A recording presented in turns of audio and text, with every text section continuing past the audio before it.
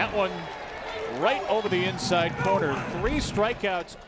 This isn't the ejection call, but we can already hear that there is yelling coming from the dugout. It's already tense, which means that something can happen at any moment. It starts just a few inches off the inside corner. You can see where Mancini off of Blackburn to second and Allen, and the throw not picked by Brown. Mancini will be tagged out. He's called out by Rob Drake. He turned in field, came back to the base, and Rob Drake called him out. He turned in field. Brandon Hyde screaming he's going to push Trey back out of the way as Trey thought he got back to the base. Well, you can turn. The rule is you can turn in field. You just can't make an attempt to go to the next bag and then come back. So that must be what the argument is. It is okay to run through the bag and turn into the field as long as there's not an attempt made to go to the next bag. We'll take a look at it right here. Just a one-hopper right off the back of Blackburn. Nice play by Allen to adjust the throw a little bit wide. Now, was that an attempt to go to second base? Okay, here's the actual rule 509B11. A batter runner has overrun or overslide protection at first base as long as the runner does not attempt to second base and returns immediately to first base. I think that this qualifies as immediately returning to first base, so let's concentrate on the part of the rule about attempting to second base. Make an attempt to go to second. Here's the issue. At some point, a line has to be drawn between simply overrunning first and attempting to run to second. For this play, is that mythical line the actual physical foul line? As Mancini passes first parallel to the foul line in foul territory, he somehow ends up stepping into fair territory. Was that an attempt?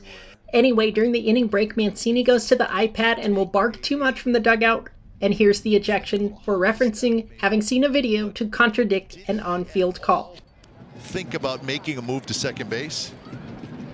No. See, he's looking back. He saw where the ball was and saw it wasn't very far. And then he made that little hop step, which was no intention at all of even thinking about going to second base. That's what I'm saying. And I agree. I agree with you, partner. Because he looked back to see where the ball was before he made that little jump. Watch, he looks, see, he's not going anywhere.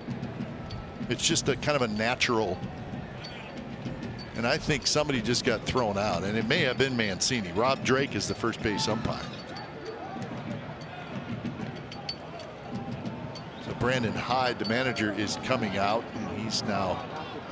And now he's been thrown out. So now it's good to get a little bit ugly as he's hot about it. Greg Gibson, the third base umpire, who is the crew chief, is now coming all the way over. He's going to try to diffuse the situation. Good luck with that. And we all know what is being argued about here. And you saw the replay, so you can just kind of make your own judgment on it.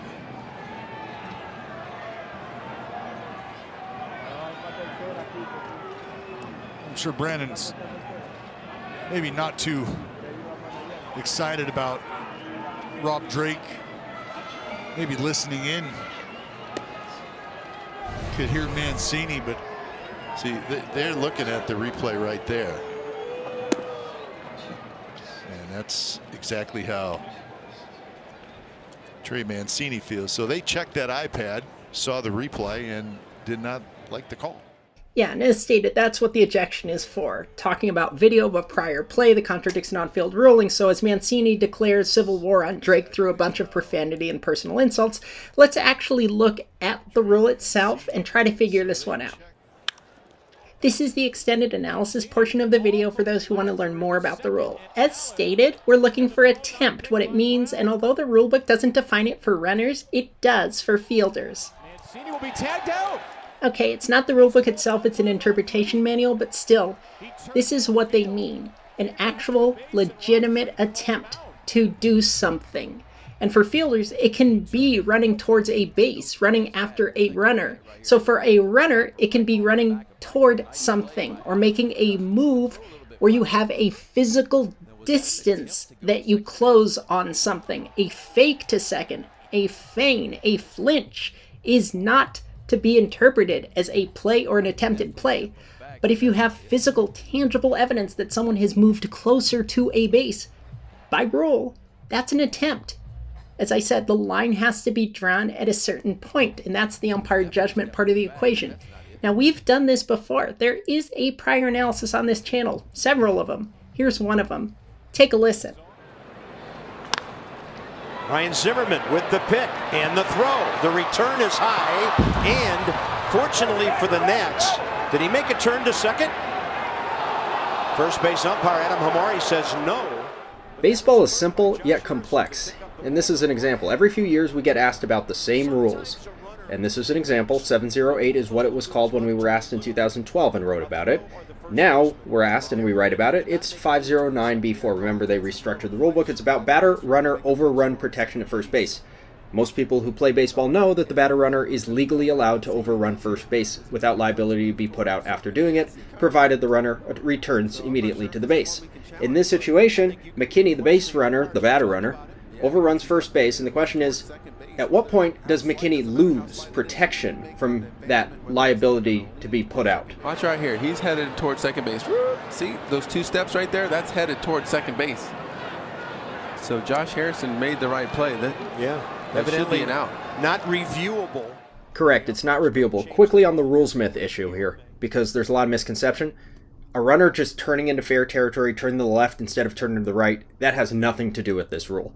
Similarly, a runner doesn't have to go into fair territory to be called out under this rule. It's all about, did the runner attempt to achieve a base beyond first or not? Did McKinney attempt at any point to go to second base or not? In my opinion, he definitely did and should have been called out here. Yeah, because he definitely made a move towards second base, whether how slight, doesn't matter how slight it is. If you make So that's correct. It doesn't matter how slight it is as long as it's judged as an attempt to go to second. That's basis for calling him out. I like what Kerwin Danley, the crew chief, does here and getting the crew together. Good to see Kerwin back on the field after the injury from Murray. Okay, so back to the day, and holy that voice. The only modification I make in retrospect is to get away from saying the runner made a move to second, because as stated, it's not in the spirit to count a flinch as a bona fide move. Remember, play attempted play.